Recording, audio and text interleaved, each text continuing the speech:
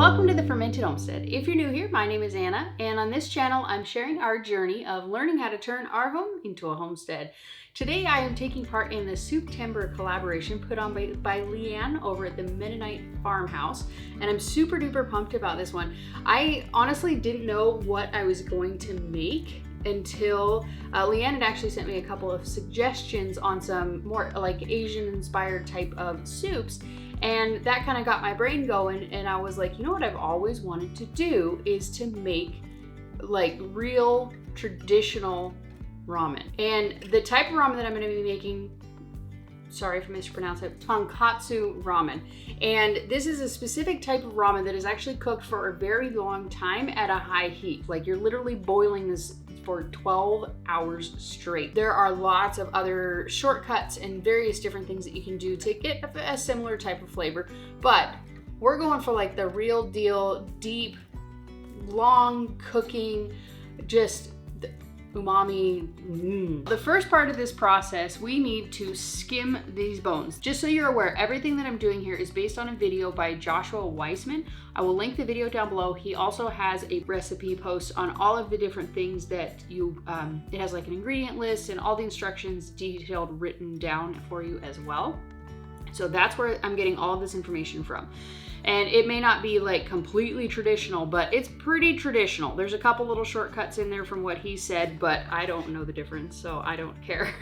Follow along and learn how to make some of the most deepest, richest, bomb diggity umami soup ramen you've ever had in your life. If you guys have only ever had the like instant ramen noodles, no, this is what's up.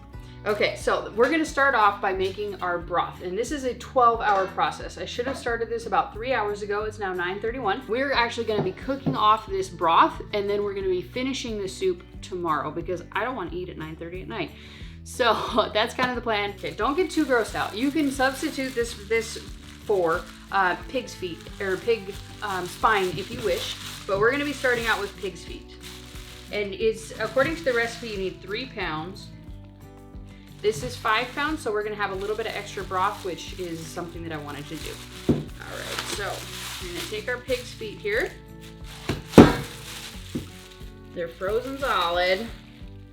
Okay, they don't even look like pig's feet, honestly. Like they cut them up pretty good. I'm told that you can find these at various different stores, like butcher stores and places like that will have this. I went into our big city and went to an Asian store because that was the only place that I could find all the stuff that I needed for this recipe. So it is kind of an involved recipe. There's quite a bit of ingredients in it, but like I said, there are shortcuts that you can take. If you just go on Pinterest, there's all different ways that you can actually shortcut this, but we're going for a true blue, traditional Tonkotsu ramen. Like I said, you can totally substitute like necks and things like that, but this is just, according to Joshua Weissman, this is the perfect ratio of like skin to fat to meaty ratio. It'll give you a really spot on Tonkotsu ramen broth flavor, and it's a very specific type of flavor. Let's go ahead and spill water all over the counter, but let's go. I'm gonna take you guys over to the stove, and we're gonna get this thing warmed up and then start the skimming process, and then we'll be able to cook and take the next step. We're gonna fill it up with some good water, but we're gonna turn this up to high, and we're gonna start the boiling process. So you can see that it's starting to form some kind of a scum on top. You're gonna come in and just kind of skim it off with whatever you have on hand. I got this handy dandy little thing at the Asian market yesterday, so if you find one, great for broths. I've always wanted one, but just never came across it. It was only $5. Okay.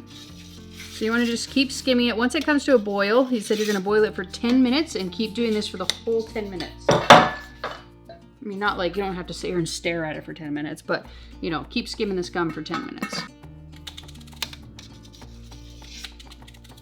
Now it's kind of at a boil. It's certainly bubbling. You can see it just gets all of this. This is all the impurities and all the ickies. It's the stuff that's going to make it just have an off flavor in the final broth. So right now I'm going to set my timer for 10 minutes, and we're just going to kind of stay close and skim this as often as possible for the next 10 minutes. I'm not doing anything else, so I will probably literally stand here. I should say I'm not doing it. I'm waiting for this to finish. And then I'll be doing a lot of other things.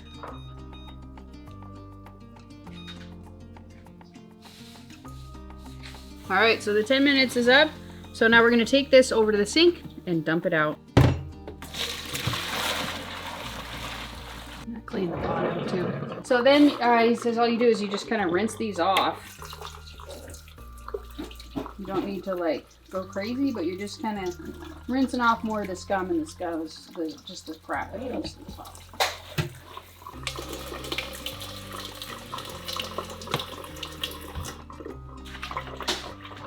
So now we're gonna go ahead and we're gonna cover these up by about 3 inches of water.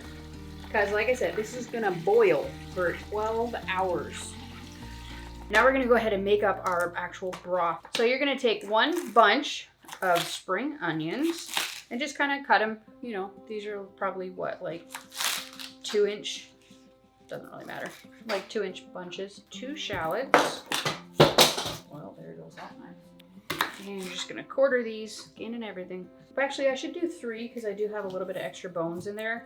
I'm just kind of increasing it by slightly. And that was a really big bunch of green onions, so I'm not gonna worry about increasing that. It calls for 1 large onion. I have kind of medium to large onions, so I'm just gonna do 2 of these. Good catch. Thank you. Can't remember the name of what's in it, but I should have used a Sharpie knife. Woo! Okay, and it says 2 3-inch knobs of ginger. I feel like this is pretty good sized piece of ginger. I'm not entirely sure why he peeled ginger but not anything else, so but we're still gonna do it because we're following his directions. There we go, into the pot. And then it calls for 4 cloves of peeled garlic. We'll do 6. Wow.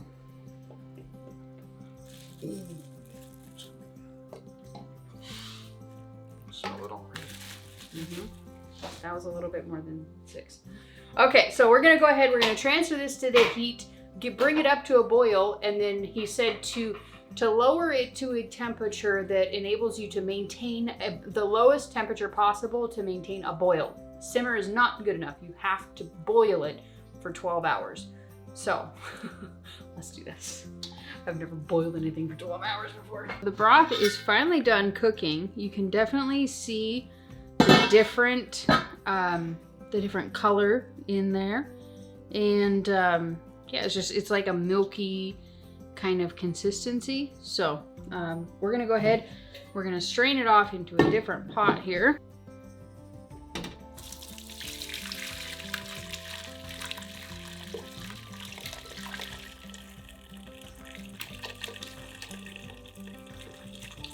So we're gonna leave this out until it cools off enough to be able to put in the fridge, and then we'll pick this back up in the morning. It's the next day and we're ready to finally get started on making the char siu pork. And basically what we're gonna do is we're just gonna put a bunch of ingredients in this pot, and we're gonna wrap this pork up with some kitchen twine, and we're gonna put it in the oven for a little bit. So let's go ahead and get started on that. So you need one bunch of spring onions. Cut the tips off, and then just cut them in like 2-inch segments like we did yesterday with the broth.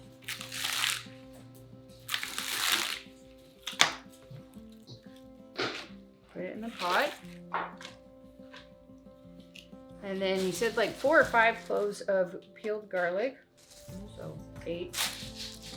And then peel this ginger with a spoon and cut it into like little dimes, I guess, little pieces.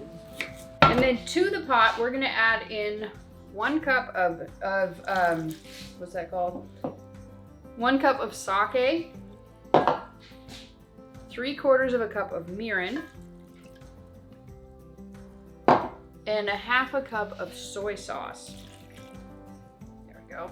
Then we're gonna take the pork here. I just rinsed it off. I was waiting for the spin cycle to finish on the dryer, or the washer, so I went ahead and washed this guy up. And so we're gonna we need a bunch of kitchen twine. All we do with this is you have skin side, and you have the meat side, right? You can cut the skin off if you want to. He suggested not, so this would be probably a lot easier to do if we'd had the wider piece. So we're just gonna take our piece of twine, because it's not wanting to actually roll here. Yeah, while she's doing this, I'm over there shucking the corn, getting it off there. Oh yeah. Cleaned. Getting the day started. Okay, so this is not going to be the most beautiful char siu, but it'll be char siu nonetheless. It'll still taste good, hopefully. Okay. Halfway done with one bag of corn. Oh wow. Yeah. You're not kidding. You're not playing around. Okay, so we're just gonna wrap this and twist it and tie it however you want.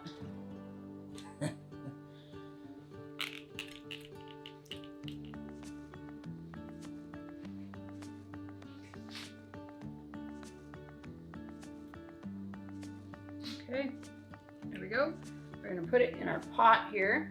We're gonna put this on the stove top. We're gonna bring it up to a boil, and then we're gonna loosely cover the pan. So you're gonna have it kind of slightly ajar, and put it in the oven.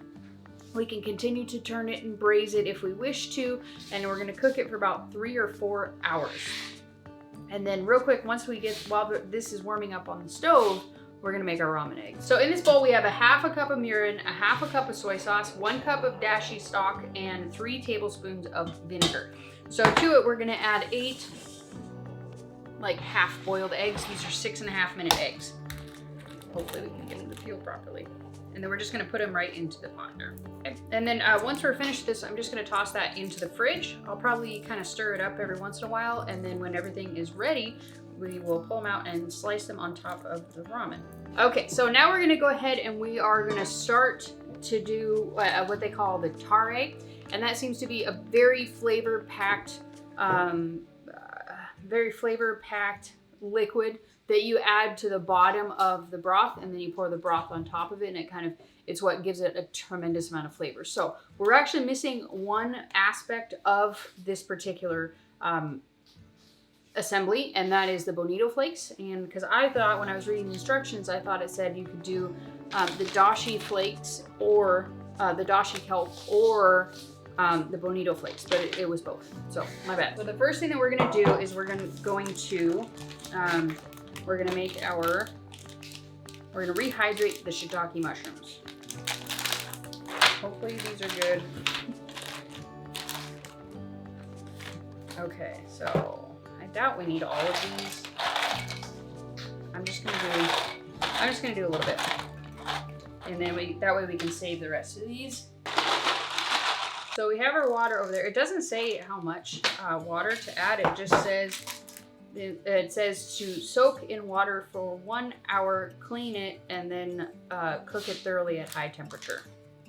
So while that is going, we're gonna rehydrate our kelp here. And he says to use 3 portions.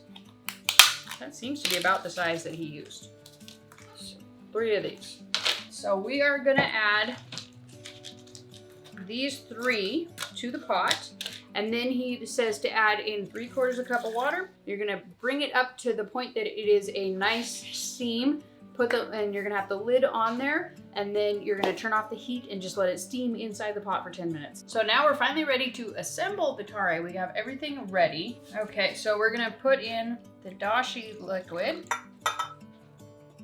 We were missing the bonito flakes, so we are gonna be short on that one, but oh well. So then 3/4 cup of soy sauce, 1/4 cup plus 2 tablespoons of mirin, 1/4 cup of the soaking of the shiitake mushrooms. We got the chashu pork, and it calls for 1/4 cup of the braising liquid. All right, so I'm gonna warm up the broth here. You can see it's thick. I want to do that separate. Add some salt to it still, but Yeah. What about this broth here? You can try it. It's hot. Here.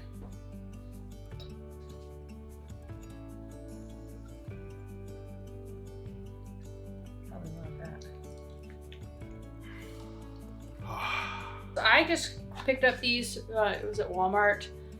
We have another kind as well, but this just said Japanese style ramen noodles, so I bought this.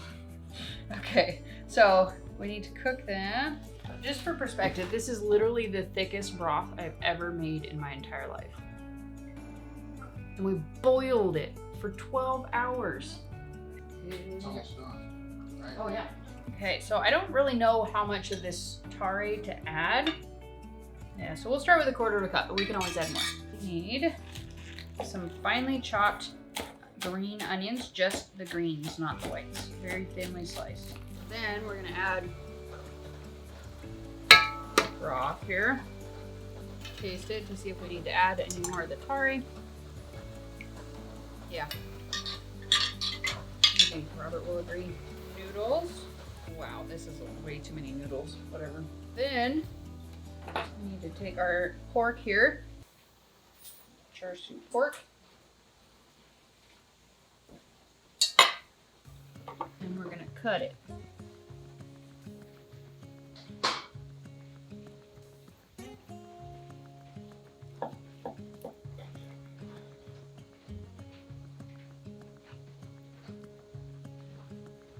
There we go. And we're gonna take our ramen eggs, cut them in half.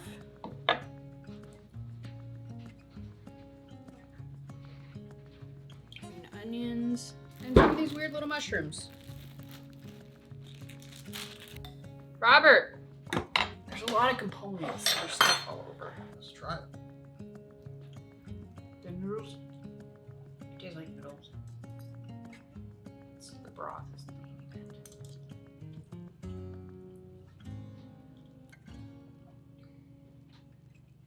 That is good. It's creamy. Nice mild taste. Needed more salt. Yeah. Yeah, it's really pleasant. Mm-hmm. Does that add a little bit more? Is this? Yep. Taro, Taro? I think. More of that in there. Yeah. Let's see what that goes at. Oh yeah, definitely stronger with the extra tar in there.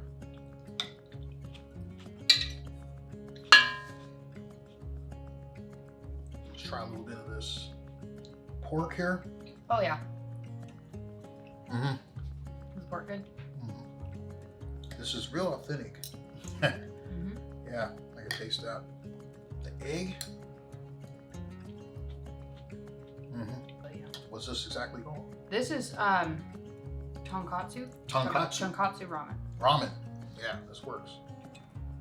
How do you even eat this thing? Slowly spoon up. That pork is really good. Oh my goodness. All right. Well, Anna did a really good job on this. The pork is so good. You gotta try the char siu pork.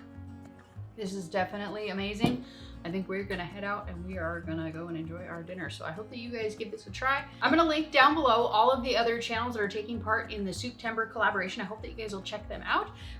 And I hope that you guys give this recipe a try. It is delicious. It is well worth the time that it takes. It's not a whole lot of hands-on time. It's just a lot of cooking time, which is totally fine by me because it is definitely worth it. It develops all the flavors within it. It's amazing. If you guys are new around here, I hope that you guys will click the subscribe button right here. This is what brings you back here. This is what tells YouTube that you want to come back here. Up here is a video that Mr. Google Pants thinks that you're going to enjoy.